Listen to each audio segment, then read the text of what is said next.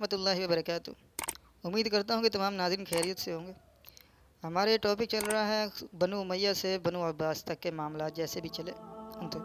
تو یہ میری تحریریں ہیں جو میں نے اختلافات سے ہٹ کے کسی کی بھی توہین کیے بغیر الحمدللہ یہ متفق علیہ معاملات ہوں گے جو کہ بیان کی جا رہے ہیں۔ اس کا دوسرا حصہ ہے کہ استحکام سلطنت کے لیے اقدامات جو حضرت معاویہ کے دور میں حضرت معاویہ ڈسکس کیے جا رہے ہیں۔ حضرت معاویہ رضی اللہ عنہ کی سیرت۔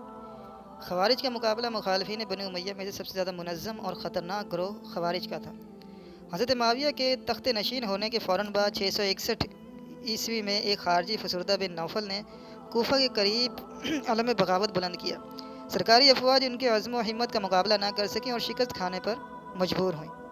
حضرت معاویہ نے اس بغاوت کے لیے اہل کوفہ کو ذمہ دار سمجھتے ہوئے انہیں تنبیہ کی کہ اگر انہوں نے فسردہ کو گرفتار کر کے حکومت کے سپرد نہ کیا تو انہیں اس کا خمیازہ بھگتنا پڑے گا۔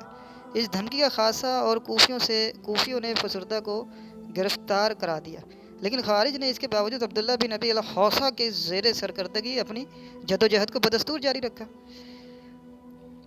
امیر معاویہ نے کوفہ میں خوارج کی سرگرمیوں کے تدارک کے لیے اب مغیرہ بن شعبہ کو مقرر کیا۔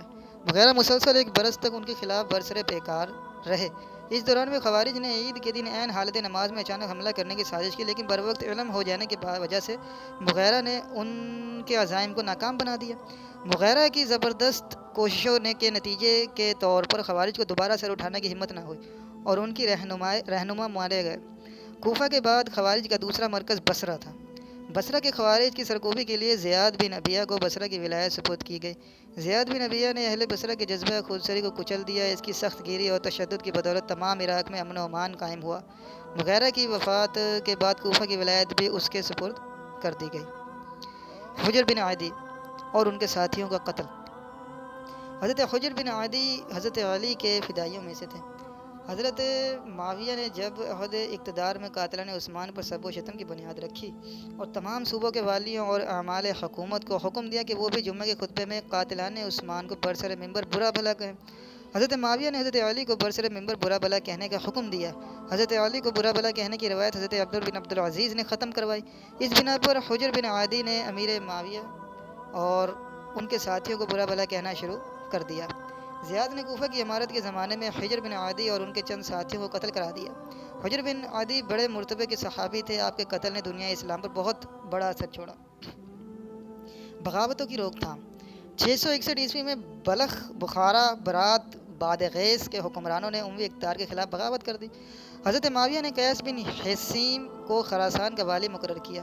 عبداللہ ابن حازم اور قیس نے مل کر ان علاقوں پر لشکر کشی کی اور انہیں اطاعت قبول کرنے پر مجبور کیا۔ 663 عیسوی میں کابل کے حکمران نے بغاوت کر دی۔ عبد الرحمن بن سمرہ اس بغاوت کو فروغ کرنے پر مامور ہوا۔ اس نے شہر کا محاصرہ کرنے کے بعد فوج کو سنگ باری کا حکم دیا۔ محصورین نے بقول یعقوبی از خود شہر کے پھاٹک کھول دیے۔ اس کے بعد اموی افواج ارد گرد کے علاقوں کو فتح کرتی ہوئی غزنہ پہنچی۔ اہل غزنہ نے تھوڑے سی مزاحمت کے بعد شکست قبول کر لی۔ اس طرح بخارا سے لے کر غزنہ اور کابل تک کے تمام علاقے کو اموی احاطے کے اقتدار میں دوبارہ شامل کر لیا گیا۔ سندھ پر حملہ۔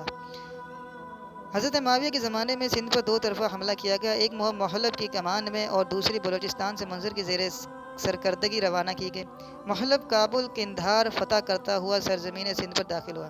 دوسری طرف منظر مکران کا علاقہ فتح کرتا ہوا قلات کی طرف آگے بڑھا۔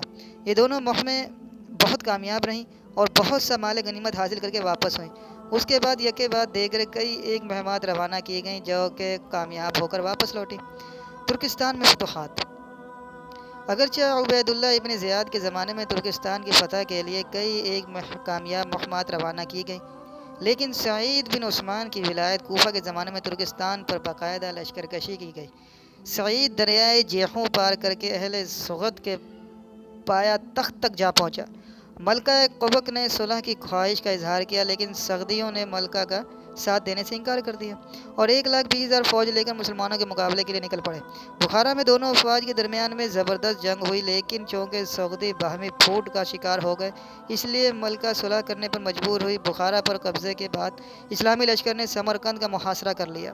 اہل سمرقند نے کچھ عرصے تو مزاحمت کی، لیکن بالآخر 7 لاکھ درہم سالانہ کے وعدے پر صلح کر لی۔ سمرقند کے بعد ترمز کا علاقہ بھی فتح کر لیا گیا۔ اس طرح ترکستان کا بیشتر علاقہ اموی سلطنت کا جزو بنا۔